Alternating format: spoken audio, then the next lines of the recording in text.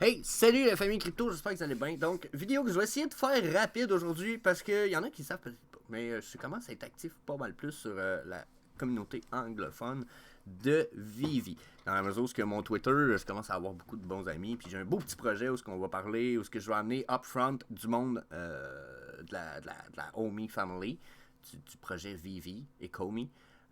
Upfront, ceux qui ont des bonnes idées, puis il y en a beaucoup qui ont des idées puis des rêves qui ont le potentiel de changer ce monde-là, ici, tout court, dans lequel on vit. Puis, je me suis vraiment dit, je me suis vraiment appliqué à montrer quelque chose tranquillement. Fait qu'on va avoir, j'ai du stock qui est posté en anglais finalement. Puis, je me suis dit, j'en ai fait une vidéo un matin, je pourrais vous refaire la même à vous autres, même s'il y en a qui sont pas rendus là exactement. Donc, là, restez avec moi, ceux qui ont de la misère à ceux qui suivent pas, qui savent pas de quoi je parle. Vous allez sûrement finir par comprendre un jour. Sinon, je vais essayer de faire un résumé rapidement. On parle de NFT. Donc, les NFT qui sont vendus sur Vivi slash Ecomi sont des NFT. Souvent, pas souvent, mais on a du Disney, on a du Marvel, on a des Avengers, on a des affaires quand même pas mal cool comme NFT en modèle 3D, puis etc.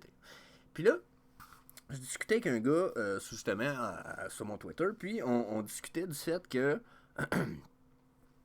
moi je crois que les NFT qu'on a présentement, souvent, sont capables de rajouter on appelle ça des features en anglais, c'est que tu achètes un NFT, ben dans 2 ans, si un film il sort, ils vont peut-être rajouter la possibilité d'aller voir ce film-là gratuitement puisque tu as le NFT de James Bond 007. Puis là, ils sortent un nouveau film. Et ça se peut que tu aies la possibilité de.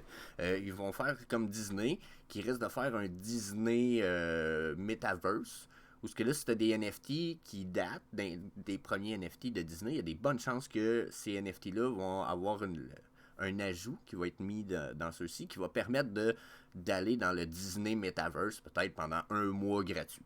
Ok, comprenez-vous, ça va peut-être vous donner des petits accès, comme ceux qui en ont eu présentement pour moi. J'ai eu un Disney Pizza Truck. Ça m'a donné un Disney Plus accès pour 3 mois. Donc, bon, hein, Disney Plus, quand même cool, 3 mois gratuits. C'est le genre de choses qui va être implémentées, je le crois. L'autre personne avec qui je parlais, lui, il disait que non, il pense pas que ça va être rajouté au NFT qu'on a déjà. Puis il me dit au contraire, ils vont créer des nouveaux NFT qu'on va être obligé d'acheter pour pouvoir participer. Fait qu'il dit on va être obligé de réinvestir de l'argent. Puis là, c'est là où on est tombé dans une discussion semi-enflammée, mais rien de problématique. Où ce que là, on s'est vraiment, de mon point de vue, je crois vraiment qu'on va avoir les deux, en fait. Ils vont créer des nouveaux NFT qui vont te permettre de rentrer dans le Disney Metaverse, ok? Gratuitement, ou avoir des bonus, ok? Mais je pense qu'ils vont implémenter des choses dans nos vieux NFT pour être sûr que ceux-ci sont revendus sur le secondary market, sur le marché secondaire des NFT. Parce que à chaque fois qu'il y a un NFT qui est revendu, eux autres, ils font 6% de frais sur leur NFT. 6%, il y en a qui vont dire c'est pas beaucoup, mais au bout de la ligne, on va faire des petits calculs ensemble rapidement. Puis vous allez voir que c'est pas beaucoup pour les premières années, la première année, mais plus, puis pour si vous n'avez pas beaucoup de collectibles, mais ça peut devenir assez rapide. Donc, là, je vais changer un petit peu les frais ici, juste parce on va changer un peu la discussion ensemble. OK? Ça ne changera pas grand-chose. Donc, admettons. OK, là, on dit chaque fois qu'un NFT est vendu par Disney, mettons, moi j'ai acheté un NFT de Disney, OK, j'ai acheté cette montre de Disney, OK, ben, quand je l'ai acheté à Disney, j'ai pas payé 6% de frais pour le transfert, je l'ai juste acheté comme si j'achèterais quelque chose au magasin. Mais là, si je veux le revendre à mon ami Simon, là, quand je le revends, si je le revends 100$, j'ai 6% de frais à payer à Disney, ce qui veut dire 6$ de mon 100$, comprenez-vous? Ça, c'est à chaque fois que je vais le vendre. J'ai 6% de frais à payer. Ça, c'est la norme avec les NFT, exemple de Disney. On prend le 6% parce que Disney, pour l'instant, ont pris 6%. Selon les NFT, c'est différent. Okay? Mais si je dis que il y a 6% de frais qui sont pris à chaque fois que je vends mon NFT, okay?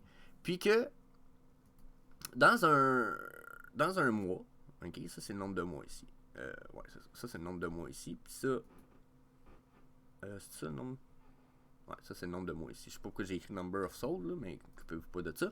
Donc ça c'est le nombre de mois ici. 1 mois, 2 mois, 4 mois, 8 mois, 12 mois, 24 mois, 60 mois. 60 mois, 5 ans. Non. Si par mois, on va dire par mois, on va prendre un, par mois, j'ai 10. Mon collectible ou ma montre est vendue 10 fois sur le secondary market durant le mois. Ça veut dire qu'il y a 10 fois qu'il y a une montre comme celle-là, c'est vendu. Parce que des montres comme celle-là, il risque d'en avoir 10 000, mettons.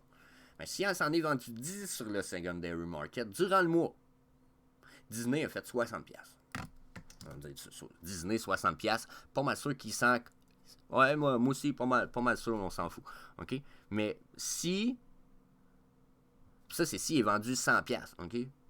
Parce qu'un collectible 100$, NFT de Disney, c'est pas dur à atteindre. Mais, justement, on va changer les chiffres. Admettons qu'on a un NFT de Spider-Man, quand même assez spécial, il y en a. Okay. Puis que, je dis Spider-Man, je sais pas si c'est Disney, là, mais mettons, on va prendre un Mickey Mouse. Okay? Puis qu'il se vend à 1000$, le collectible. OK, il faut changer mes chiffres aussi. Mettons qu'il se vend à 1000$, là, puis qu'il s'en vend 10 sur Secondary Market. Par mois, là, ça veut dire que Disney fait 600$.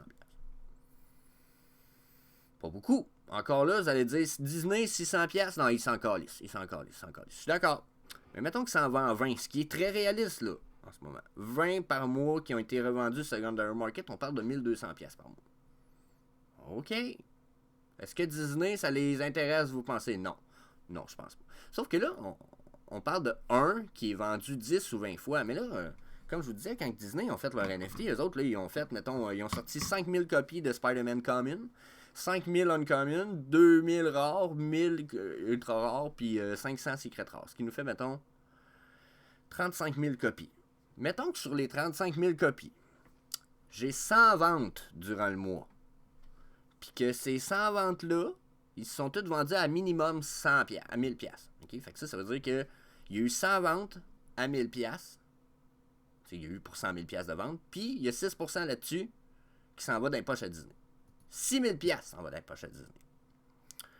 Là, ils ont fait un Spider-Man, mais ils vont faire un Iron Man, ils vont faire un Mickey Mouse, ils vont faire un ci, ils vont faire un ça, ils vont faire un ça. Fait que là, ça c'est pour un mois en plus.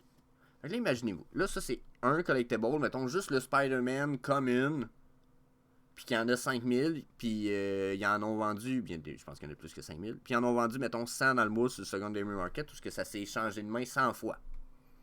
C'est 6000$ pour le mois. Pour l'année, on est à 72 000$. Oh, je pense que là, Disney va y penser. 72 000$, c'est un salaire quand même assez important pour un employé, ça. Si tu me dis que de vendre des affaires électroniques de même, ça paye un salaire d'employé, ça commence à peut-être être intéressant. Là, tu vas me dire, oui, mais ça me coûte 10 employés faire rouler tout ça. OK, mais on parlait de 1 collectible, puis on parle juste de la version commune, exemple. Là, puis en même temps, ça ferait pas de sens, mais mettons qu'on dit que c'est le rare. OK? Mais là, des rares de même, il n'y a pas juste Spider-Man, il y a Iron Man, il y a ci, il y a ça, il y a ci. Fait que, vous pensez que ce 6000$, là, ça se fait combien de fois, vous pensez, dans un mois? Mettons, on va y aller safe. Mettons qu'on dit qu'il se fait 1200$ par mois avec mon Spider-Man rare. OK, ben, on en a 5 collectibles de même, minimum, qui nous viennent de, mettons, Disney, qui vont se vendre à peu près 1000$. Fait que, on fait ça x 5. Fait qu'on est à 6000$. On retombe à mon 6000$ par mois de profit. Ce qui veut dire qu'au bout d'un an, c'est 72 000$ pour avoir vendu un NFT. Une fois. Puis en plus, quand tu l'as vendu, tu as dû le vendre genre, mettons, 50-100$. Fait que tu as fait un 100$ de profit déjà dessus, plus les frais qui viennent avec le... Puis tu sais, je dis tu as fait 100$ dessus, mais si tu en as vendu 5000 à 100$, tu as fait 50 000. Plus 72 000 de frais après un an. Ben, je dis 72 000. Plus 14 000 de frais pendant un an, mettons. OK? Fait qu'on est à 64 000$ pour un collectible. Puis là-dessus, si on réfléchit comme faut, Disney, Marvel, Slash, etc., ils vont en vendre pas mal plus que rien qu'une sorte. Fait que là, on est déjà, mettons qu'on dit 50 collectibles de même. Au bout d'un an, tu fais 50 fois 14 000, on va le faire. On va le faire. 14 000 fois 50 collectibles. 720 000$ par année. Oh, ben, moi, j'en veux pas de cet argent-là. Moi, craché dessus. Moi, je suis Disney. Moi, 720 000$ par année. J'en veux pas de ça. Puis là, ben, tout ça, en plus, la gang, c'était le beau petit prix-là. Là. C'est calculé juste s'ils se vendent 1000$. Là. C'est pas calculé s'ils se vendraient 10 fois un collectible à 8000 sur le secondary market. Là. Non, c'est pas calculé comme ça parce que les prix seraient encore plus gonflés. Là, vous allez me dire, ouais, mais Jess, la plupart des collectibles se vendent entre 50 et 100$. Ben oui, ok. Vous avez raison. On retombe avec nos prix. Là.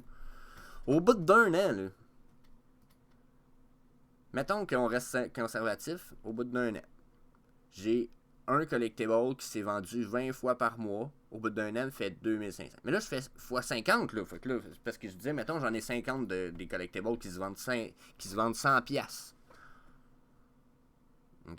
Puis qui se vendent 20 fois par mois chaque. On fait 50 collectibles, dans le fond. Fait que parce que ça, c'est le prix pour un collectible, là, 2800 par année.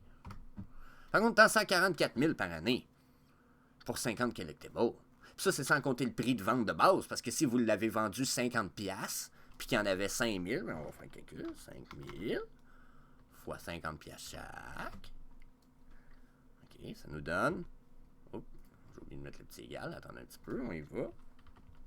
250 000 piastres, juste pour avoir vendu le collectible de base, puis après un an, t'as 144 000 en bonus par-dessus. Fait qu'on t'a à 300, on t'a pas loin de 400 000 piastres.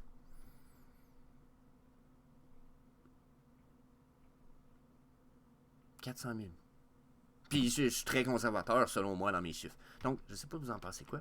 Mais moi, je pense que on va avoir des features d'ajouter. Parce que sinon, ça serait de négliger de la vente. Parce que la journée où ils vont rajouter des features dans un de nos collectibles, parce que ça nous donne la possibilité de faire de quoi, vous pensez-vous qu'il va être revendu souvent sur le Song? Oui, il y a des bonnes chances. Il y a des bonnes chances. Moi, si je me rends compte que 4 de mes collectibles donnent la possibilité de rentrer dans le Disney World, dans le Disney Metaverse, puis que j'en ai rien que besoin d'un pour rentrer, mais que je vois qu'ils valent tous 5-6 000 chaque, pouvez-vous être sûr que je risque d'en vendre un. Je risque d'en vendre un. Puis à 5-6 000 chaque, 6% de 5 000, c'est quand même 60 x 5. Fait qu'on dit 6, 60, 35, on dit quand même 300 quelques piastres de frais. Juste moi, je leur donnerais 300 piastres de frais. Je pense que ça peut aller vite. Fait que je vous dirais, faites le calcul de même, puis regardez justement. J'avais fait d'autres calculs, je les montrais pas, c'est trop fucké, mais... c'est trop fucké, ça suit, là, mais regardez où est-ce qu'on est. S'il faudrait que je vous explique les calculs, là.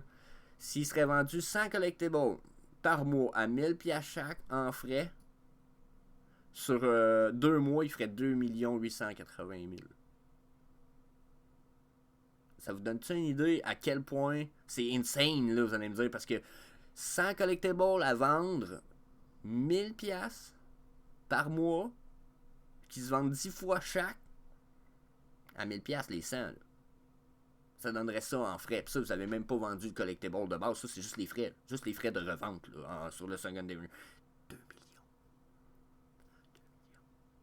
Je dis ça, je dis rien, mais imaginez dans 10 ans. Ça, là, ça va être des petits chiffres. 100 collectibles par mois vendus 10 fois chaque. Rien là. Il y a fucking rien là. On est déjà en voie de s'en aller vers ces nombres-là de 100 collectibles revendus à peu près 1000 piastres chaque sur le secondary market dans un mois, 10 fois chaque. T'sais, on n'est pas loin, on n'est pas loin, on n'est pas loin. Fait que je vous dis tout de suite, la gang, je pense sérieusement, not financial advice, vous savez, le petit message est écrit juste là. Je pense sérieusement que ça va être un investissement qui va valoir la peine. Donc, assisez-vous sur vos Disney Collectibles. Je suis pas mal sûr que vous n'allez pas le regarder. C'était mon petit vidéo sur les prix, le secondary market fee des NFT qu'on a dans Vivi, etc. So, that's it. That's all. Peace.